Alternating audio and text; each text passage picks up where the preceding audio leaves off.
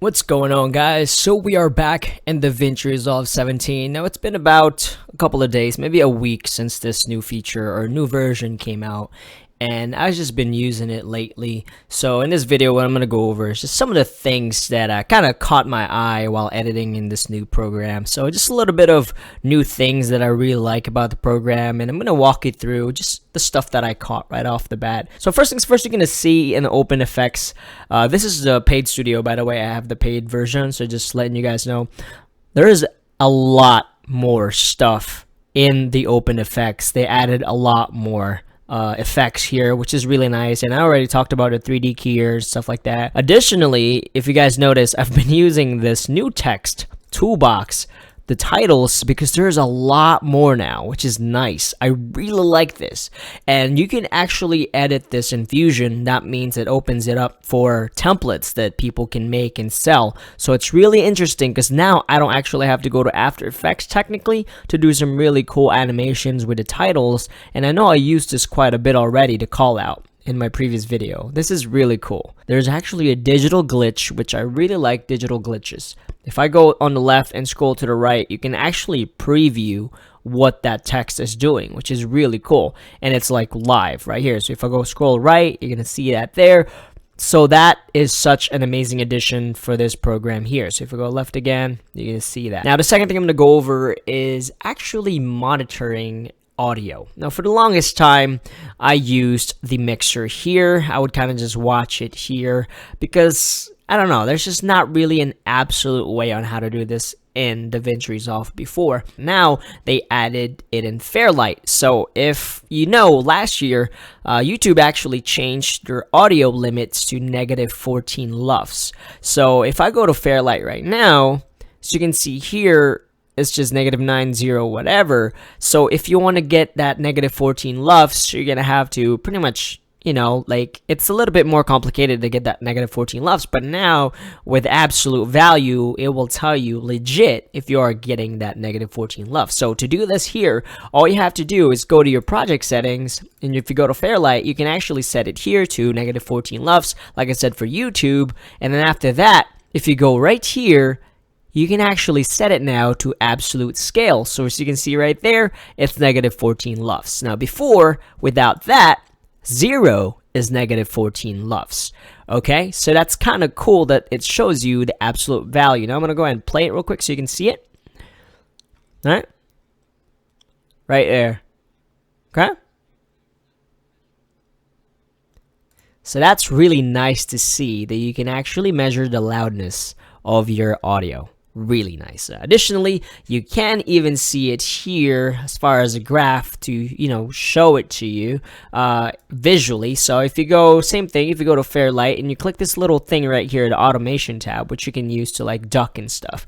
If you go right here in the tracks and you enable your main, which is right here, and you drag it here, you can turn on loudness history. And I'm going to go ahead and mute it so it doesn't hurt my ear. But if I press play, you're going to see that it's actually telling you how loud your audio is. And there's I think like a 5 to 10 second delay as far as what you're hearing and what it's showing. So right now we're at -17 LUFS. I'm gonna go ahead and unmute, and you should see it climb up. There it is. See it? And if I crank it all the way up, you're gonna see it. There you go. See that?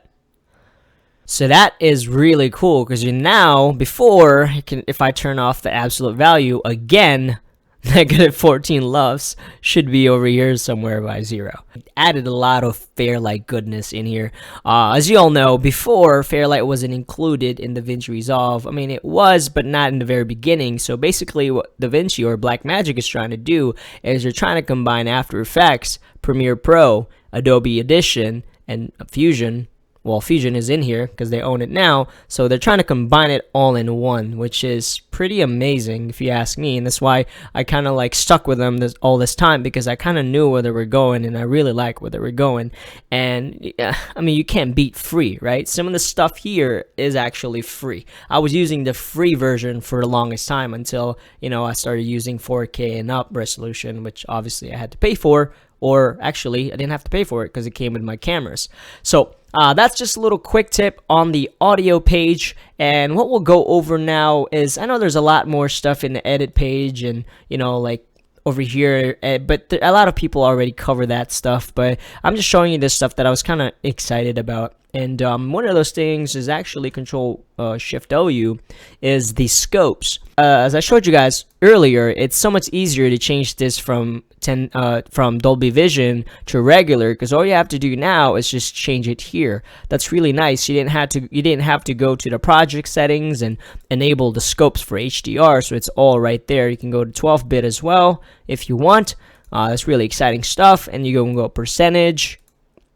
You can go MV and then HDR back to Dolby Vision up there. So that's really cool, really quick nowadays. And you can also do if I open, let me go ahead and open all of them. This is another new thing they added. You can actually do 3x3, which is insane. So if you have like a big monitor, scope monitor, you can fit all of this all in one, which is really cool. If I go right here and if I just go to the style, vectors, changes the vector scope right there. Really cool. Microsoft's garbage. So let's go ahead and click on this, and then you can go 100 targets. You can really dial in your vector scopes there. So waveform, still you can go to video if you want to see the video, or instead of the data level. But for me, I usually go with data levels because I'm usually working with HDR and stuff like that. Additionally, you can do low pass filters if there's too much information in there for you that you just kind of want to like precisely look at the information, so you don't want to do that. You can switch it to 4x3, which sometimes works better actually if your monitor is a little bit smaller. When I had a small monitor, I preferred 4x3, but that's definitely up to you. But yeah, that's pretty much the new scopes that DaVinci Resolve 17 has. A lot of good options in there. It makes it a little bit more streamlined as far as switching over from 10-bit to HDR. So let's go ahead and close that. And then what we're going to go over next is, let's see here. Let's go to our edit tab. I'm already in there. So let's go ahead and take a look at something that I am pretty terrible about, and that is actually timeline management. So when I create a project, actually this is a perfect project to look at, because this is my R5 versus Arri Alexa / Ursa Mini Pro 12K project. You can see how terrible this is. Look at all this garbage. There is nothing. This is everything thrown in a folder and call it a day. So finding stuff here is so difficult. With the new DaVinci Resolve 17, you can actually sort your timeline. So if I go right here, you can see that there's really nothing there. It just pretty much goes by the last recent timeline that you're working on. So that's cool and all, but what if you want to, sort it a different way? Well, now you can change that. It's really easy. If you go to DaVinci Resolve, top left, preferences, and if you go to your user UI settings, you can actually change it to alphabetic or creation date or recently used. By default, it is recently used. That's why we had it on. But if you can change it to alphabetic, and if I just go right here, you're going to see that everything is alphabetically fixed. So I can switch around in my timeline, so you can kind of see all the stuff that I was working on right here. I can switch it on and off, which is really freaking sweet. Okay, so the next thing we're going to be taking a look at is actually in the color page. Now, I do have a tangent ripple. So if I go here, which I got used, by the way, on eBay, really cheap, which is such a good deal. So you can see I can, use the tangent ripple device, my control panel, to move the settings right here. Very nice and smoothly, right? But before I used my mouse, I mean, it works too.